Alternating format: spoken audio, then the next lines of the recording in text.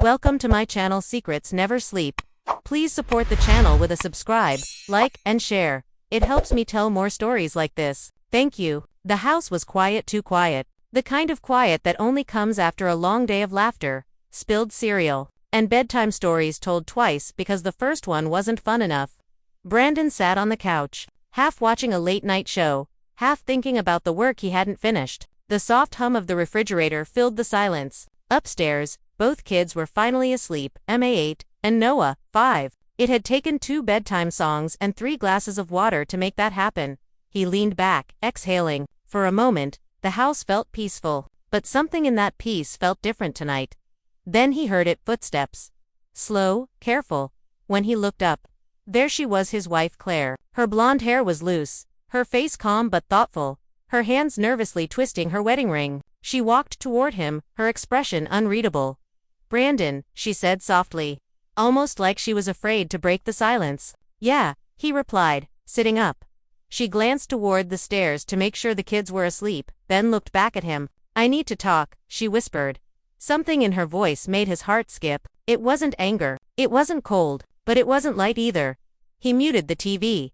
"Okay," he said slowly. "What's going on?" Claire hesitated. She sat beside him, close but not touching. Her eyes flickered to his, then away. For years, he'd been able to read her like a book, but tonight, it was like the pages were blank. "I don't even know how to start," she said, her voice trembling slightly. "It's just, I've been feeling something, and I can't keep it to myself anymore." Brandon's pulse quickened. He wasn't sure if he should brace for something bad or something beautiful. They had been married for 11 years. Their love story began in college, a friendship that grew into something solid and deep. Over the years, they'd built a life full of routines, breakfast chaos, work calls, bedtime stories, movie nights that often ended with one of them asleep on the couch. But lately, something had been off. Brandon had felt it, even if he couldn't name it. The small pauses in conversation, the quick smiles that didn't reach her eyes, the quiet sighs she gave when she thought he wasn't listening. Now, with those 6 words, "I need to talk," everything suddenly made sense. Claire clasped her hands together. "Do you remember the first year after Noah was born?" she asked. Brandon nodded. "Of course. You barely slept, I barely worked." He smiled faintly. She didn't return it. "That year, I felt seen. I felt loved. Even when things were messy. But somewhere after that, it's like we both disappeared into the noise." He looked at her carefully. "You mean, us?" She nodded. "Yeah, us." Her words weren't angry, they were sad. The kind of sadness that comes from missing something you once had and aren't sure you can get back. Brandon swallowed hard. "Claire, if you're saying what I think you're saying, I'm not leaving," she said quickly. "I don't want that, I want you." That stopped him cold. He blinked, trying to understand. "I see you every day," he said. "I'm here every day." She gave a small bittersweet smile. "You're here. Yes, but I miss you. The you who used to listen without glancing at your phone. The you who'd stay up late just to talk. I miss feeling like we were on the same team." Brandon's chest tightened. Her words weren't cruel, they were honest. And honesty, when spoken gently, can cut deeper than any argument.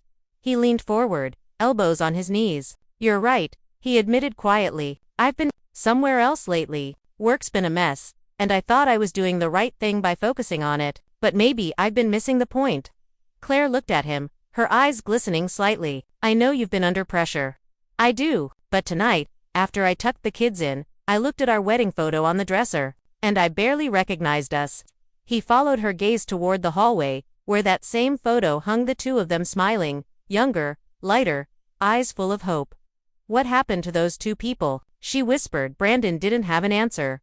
The silence stretched between them, filled with unspoken memories. The first apartment with no air conditioning. Their road trip to Oregon. The night Emma was born. How he cried harder than she did. He reached out, hesitantly placing his hand over hers. She didn't pull away. "Claire," he said softly, "I don't want us to fade into the background. I can't promise I'll fix everything overnight, but I'll try to be more present. You deserve that." She nodded, her lips trembling. "That's all I wanted to know, that you still care. That we're still us." They sat there for a long moment, neither speaking. The night outside was calm. The moonlight slipped through the window blinds, painting silver lines across the living room floor. Brandon looked at her, really looked at her. The woman who had stood beside him through everything: jobs lost, houses changed, babies born, dreams postponed. Maybe the problem wasn't love. Maybe it was time, and maybe just maybe this quiet conversation was their first step back to each other. But just as the air began to soften, Claire took a deep breath. "There's something else," she said quietly. Brandon's heart skipped again. "What do you mean?" She looked down, her fingers trembling slightly. "Something happened last week at work, and I didn't know how to tell you." His breath caught. "Claire, what happened?" She lifted her eyes to his, and the look in them made his chest tighten with both fear and hope. Brandon's heart pounded as he looked at Claire. The soft glow from the lamp cast gentle shadows across her face, but her eyes, they told a story he didn't yet know, something fragile, something heavy. He swallowed hard. "Claire," he said quietly, "whatever it is, you can tell me." She nodded but didn't speak. Instead, she took a deep breath as if she were diving into cold water. "You remember Daniel from work?" she finally said. Brandon frowned slightly. "Yeah, the guy from your marketing team, right? You've mentioned him a few times." She nodded again. "He's nice, funny, the kind of person who makes everyone feel comfortable. But last week, something happened that caught me off guard." Brandon's pulse quickened, but he stayed still. "What do you mean?" Claire clasped her hands together, looking down at them. "We were working late. The office was quiet, like tonight. He asked me how things were at home. I said fine, but he looked at me like he didn't believe me. And before I knew it, I was talking, really talking, about us, about how distant things have felt lately." Brandon's chest tightened, but he kept his voice calm. "Okay," he said slowly. "And then, he listened," she said softly. "He didn't say anything wrong. He just listened. But when I got home that night, I realized something. I hadn't opened up like that in months. Not even to you." The words stung, not because they were cruel but because they were true. He exhaled slowly. "So, you're telling me you connected with someone?" he said. She nodded, tears beginning to form. "Not in the way you think," she whispered. "I didn't cross any lines, but I came close to forgetting where the line even was. And that scared me." The confession hung in the air, fragile and raw.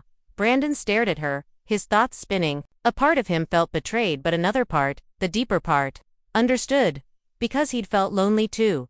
He rubbed his face with both hands, trying to find the right words. "Thank you for being honest," he said finally. "You could have hidden this. You didn't." She looked up, surprised. "You're not angry?"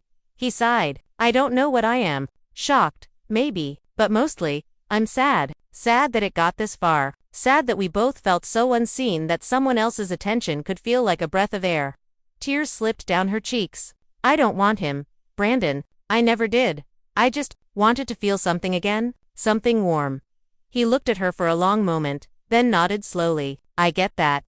The clock on the wall ticked softly. Somewhere upstairs, one of the kids turned in their sleep. The world outside kept moving, unaware that inside this small living room, a marriage was quietly being tested, not by anger, but by silence and truth. Brandon leaned back, staring at the ceiling. "You know," he said after a while, "I used to wait up for you every night when you had late shifts, just to hear how your day went. I'd make tea. Sometimes, I'd even reheat dinner just so you didn't eat alone." Claire smiled weakly. "I remember, you always made too much pasta." He chuckled softly. "Yeah, because I never knew how to cook for one." The small laugh they shared was bittersweet, like remembering a song from a time when life was simpler. Claire reached for his hand. "I don't want to lose us, Brandon. I want to fix this. I want to feel like your partner again, not just the person who reminds you to pay the bills." Her words pierced straight to his heart. He looked down at their hands, hers, trembling, his steady, and realized that maybe this was what love really looked like. Not perfection, not endless happiness, but choosing to stay, even when things were hard. "Then let's start over," he said softly. She blinked, startled. "Start over?" "Yeah," he said, his voice firm now. "Let's find each other again. No screens, no distractions. Just us. Like it used to be." Her lips trembled into a tearful smile. "You mean it?" He nodded. "I do." But before the warmth could settle, her phone buzzed on the coffee table. The name Daniel flashed across the screen. Both of them froze. Claire's eyes widened, and her hand shot forward to silence the call. Brandon stared at the phone for a moment, then looked back at her. The air between them shifted again, tense, uncertain. "Claire," he said carefully, "why is he calling you this late?" She hesitated, her face pale. "I don't know." Brandon didn't speak. The quiet that followed was heavier than before. Finally, Claire whispered, "Brandon, please don't jump to conclusions. I'll explain. He nodded slowly, his expression unreadable. Then start explaining. Outside, a light breeze rustled through the trees. Inside, a fragile love stood on the edge of something forgiveness, or maybe something in between. And as Claire reached for her phone, her voice trembling, the night held its breath. Claire's fingers hovered over the phone screen as if it were burning hot. The name Daniel glowed faintly before disappearing into darkness when the call stopped. The silence that followed felt like the longest minute of their marriage. Brandon didn't say a word. He just watched her as wife of 11 years.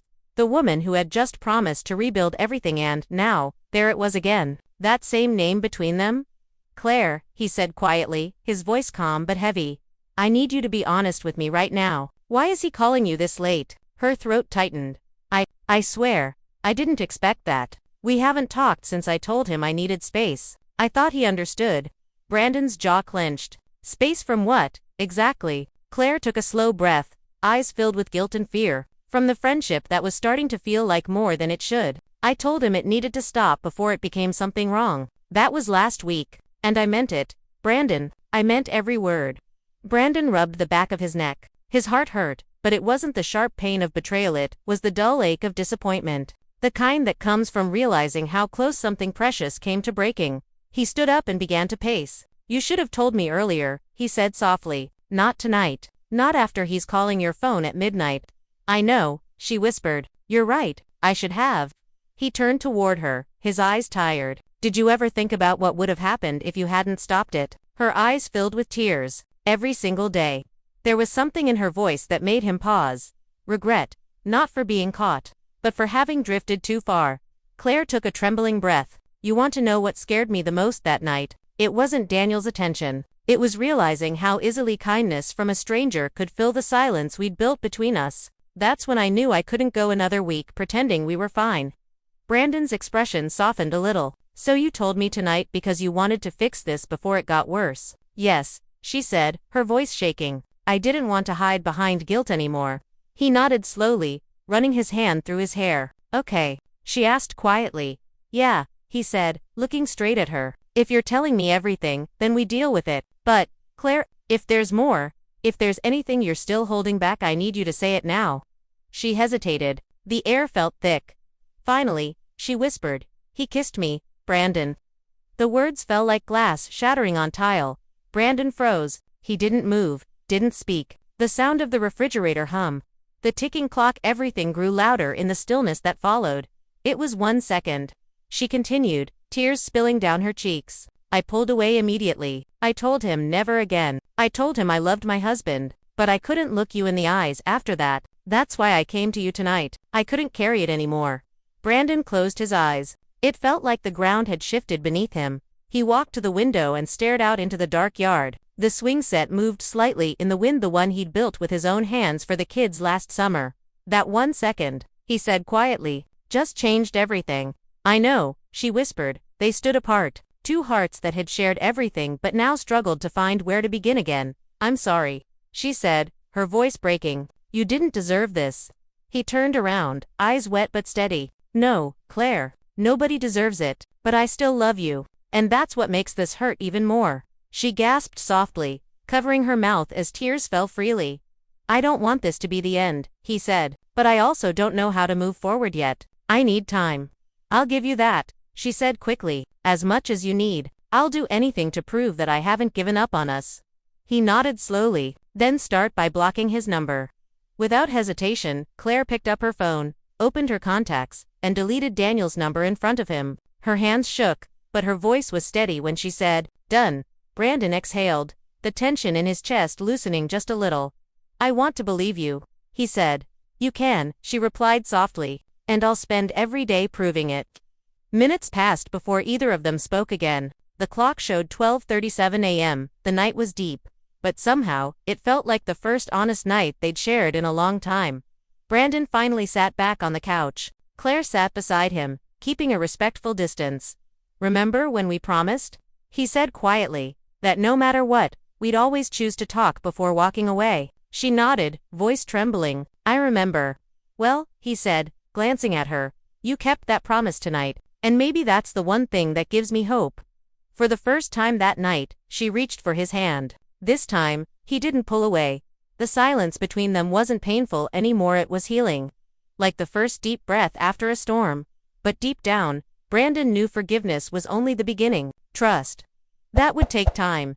And though he didn't say it aloud, a question lingered quietly in his heart. Could love survive after the truth comes out? The next morning, sunlight crept through the curtains, painting soft streaks of gold across the living room floor. Brandon hadn't slept much. He had spent most of the night sitting by the window, watching the slow fade of darkness, listening to the house breathe his home. Their home. Claire had fallen asleep on the couch, still in her sweater. Her hand resting near where he had been sitting earlier, her face looked peaceful, almost fragile. For a moment, he simply watched her, wondering how something so familiar could suddenly feel so uncertain. He whispered to himself, "How did we get here?" By breakfast time, the kids were up, Emma humming as she poured cereal, Noah giggling at something on TV. Claire moved through the kitchen quietly, trying to act normal, but Brandon noticed the tremble in her hands when she handed him his coffee. Their eyes met for a brief second, and though no words were exchanged, both knew what that look meant. We have to find our way back.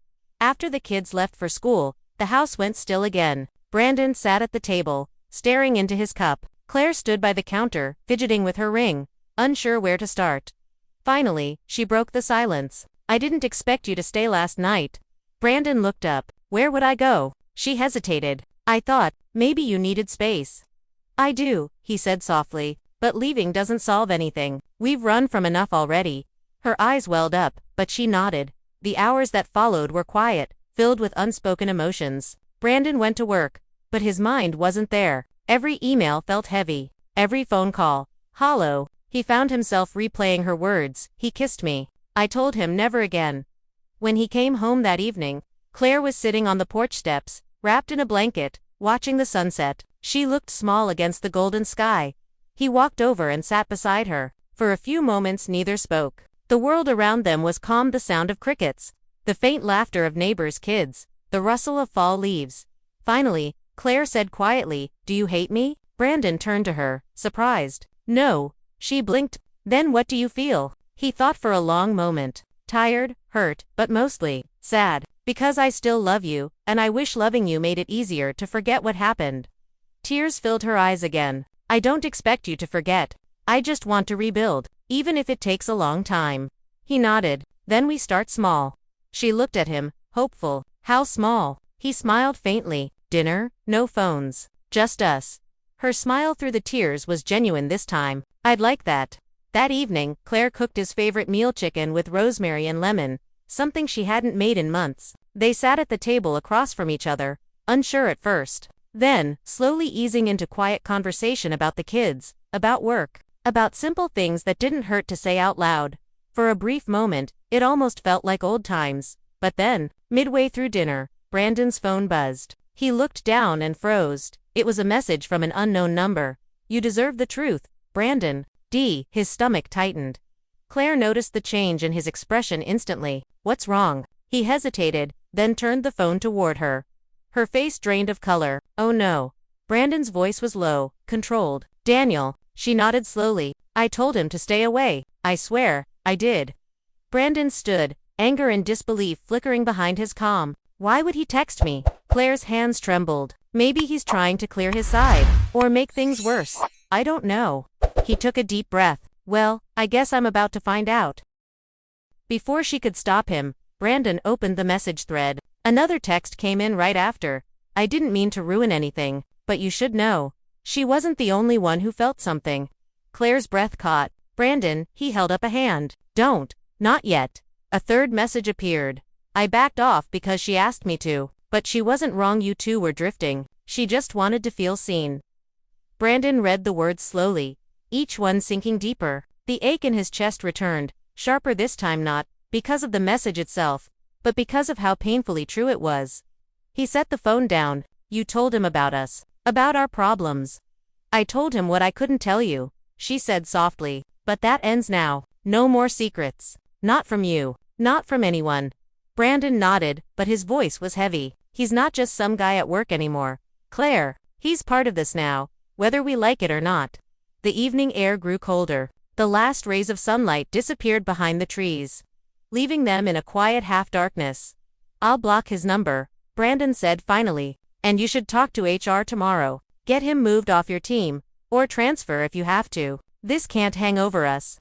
She nodded firmly. I'll do it, whatever it takes. He looked at her for a long time. Good then, after a pause, he added quietly, because if we're going to rebuild trust, I need to see you fighting for us too. I am, she whispered. I promise, I am. They sat in silence again, the weight between them slowly shifting, not disappearing, but becoming something they could hold together instead of alone. The night had no answers, only a fragile kind of hope, the kind that grows in broken places. As the porch light flickered on, Brandon looked at her and said, tomorrow, let's take the kids out, somewhere quiet. Maybe the lake. I think we both need a reminder of what we're still fighting for. Claire nodded, tears glistening in the porch light. I'd love that. But deep inside, Brandon couldn't shake the feeling that this story, between them and Daniel, wasn't over yet, not even close. Saturday arrived with clear skies and the kind of sunshine that made everything look softer than it really was. Brandon packed the car early, juice boxes, towels, sandwiches, and a cooler of water. It had been a long week. He didn't know what the lake trip would fix, but he knew they needed to breathe. Claire came out of the house wearing a light blue sundress. Her hair was tied back, and though her smile looked real, her eyes still carried the weight of recent nights. The kids were excited, Dema humming songs from the back seat, Noah holding a fishing net that was much too big for him. For a while, their laughter filled the car, and it felt like maybe, just maybe, things could feel normal again. The lake was calm, surrounded by tall pine trees. Families were already there, some grilling, others kayaking. Brandon laid down a blanket under a tree, and Claire spread out the food. It all looked peaceful. They played with the kids, skipped stones, and shared ice cream that melted too quickly in the sun. There were moments when Brandon caught Claire laughing, genuinely laughing, and it made his chest tighten. She looked like the woman he'd fallen in love with years ago, light, free, present.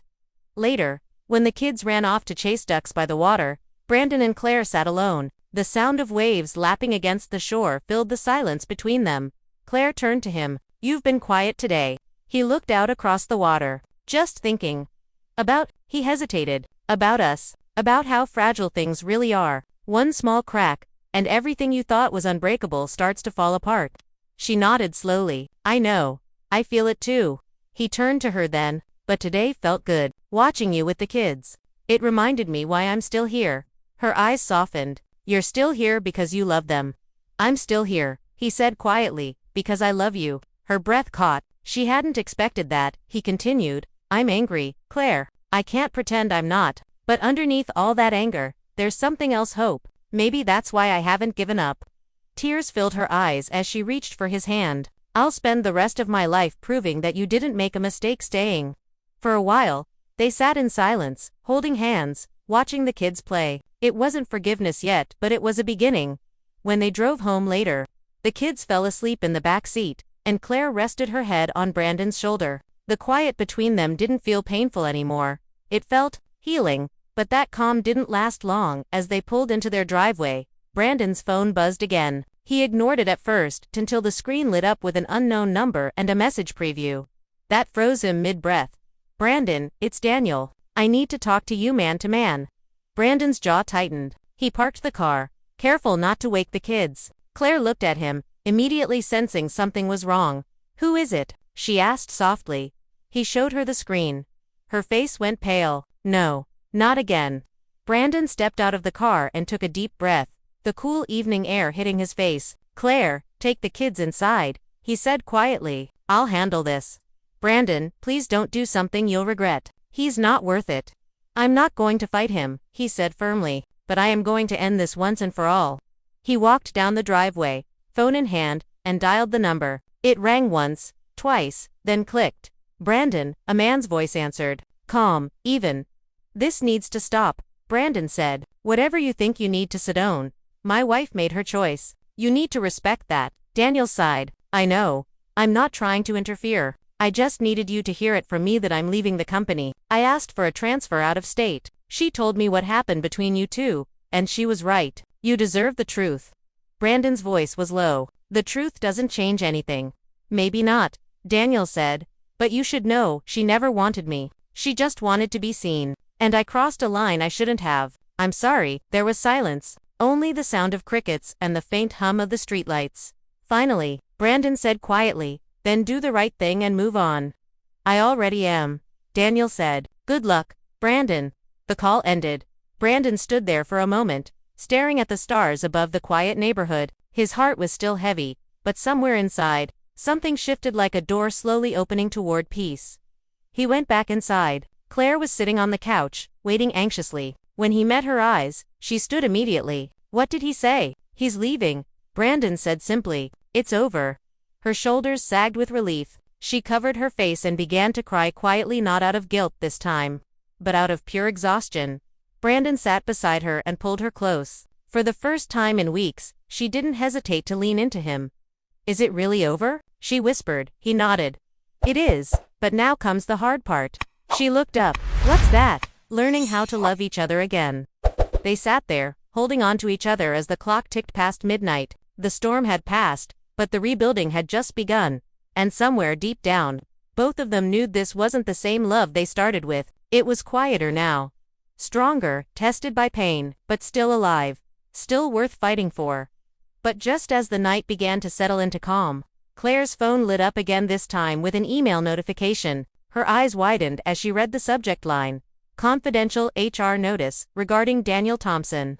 She looked up at Brandon, her heart suddenly pounding again. Brandon, she whispered, you need to see this. Claire's hands trembled as she stared at her phone screen. The glow from the email lit up her worried face, and Brandon could see her pulse beating fast at her throat. What is it? He asked, his voice low but steady. She swallowed. It's from HR. It says confidential notice regarding Daniel Thompson.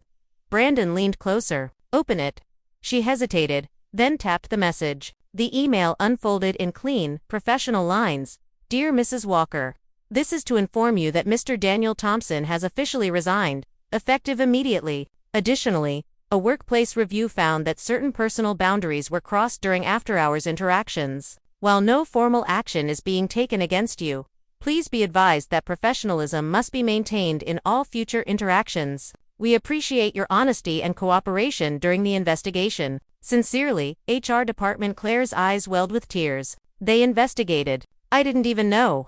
Brandon exhaled slowly, his shoulders relaxing just a little. Well, that explains why he called. He was trying to clean things up before leaving. She set the phone down, covering her face. I feel humiliated. Brandon, everyone at work probably knows by now. I thought coming forward would help, but now it just feels like I made everything worse. He shook his head softly. No, you told the truth. That takes courage, Claire. Not everyone does. She looked up at him through tearful eyes. And what about us? Do we just pretend none of this happened? Brandon sat quietly for a moment before answering. No, he said finally, we don't pretend. We rebuild. The following weeks were slow and tender, the kind of slow that teaches you patience. Claire took a few days off work and started therapy. Not because anyone told her to, but because she wanted to understand herself again. Brandon went with her for a couples session. It wasn't easy. The first meeting ended with both of them crying, but somewhere between the hard questions and quiet moments, they found something unexpected. Understanding. They began to talk, more really talk, about what hurt, about what they missed, about what they wanted to feel again. On one of those evenings, sitting on the back porch, Brandon turned to her and said, you know, that night you whispered, I need to talk. I thought you were going to tell me you didn't love me anymore. She looked at him softly. That's the thing, Brandon. I never stopped loving you. I just forgot how to show it. He smiled faintly. Maybe we both did. Months passed. The air turned colder, and the leaves outside turned amber and red. Their home felt lighter somehow, not because everything was perfect again, but because they had stopped hiding behind silence. One night, after putting the kids to bed, Claire came downstairs and found Brandon sitting by the fireplace, reading an old photo album. She sat beside him. What are you looking at? He turned the page and smiled. Our first Christmas together. In the photo, they were younger, holding cups of cocoa, laughing like people who had the whole world ahead of them. Claire traced her finger over the picture. We've been through so much. Yeah, he said softly, but I think that's what makes it real. She looked at him, her voice barely a whisper. Do you still trust me? Brandon paused, then met her eyes. Not completely, he said honestly, but I'm getting there. Every day, a little more. Her lips trembled into a small, grateful smile. That's all I need. They sat there in quiet warmth, the fire crackling softly between them. The scars of what had happened were still there, but scars don't mean the story's over. Sometimes, they mean the story survived. Brandon leaned back, watching the flames dance. You know, he said gently. When I think about that night, the night you whispered you needed to talk, I realize it saved us. Claire tilted her head. Saved us? He nodded. Yeah, because if you hadn't spoken up, if you'd kept pretending, we'd still be strangers living under the same roof. That talk hurt, but it woke us up. She smiled through tears. Then maybe it was worth it. Brandon reached out and took her hand. Yeah, he said softly. It was outside. Snow began to fall, a soft, quiet snow that blanketed the yard in white. Inside, their laughter returned, slow but real. And as Claire leaned her head on Brandon's shoulder, whispering, "Thank you for staying," he closed his eyes and whispered back, "Thank you for fighting for us." That night, after the kids were asleep, the house was quiet again, but this time, it was a peaceful quiet, not the kind that comes from distance, the kind that comes from healing. And in that stillness, love began again, gentler, wiser, and stronger than before. The end.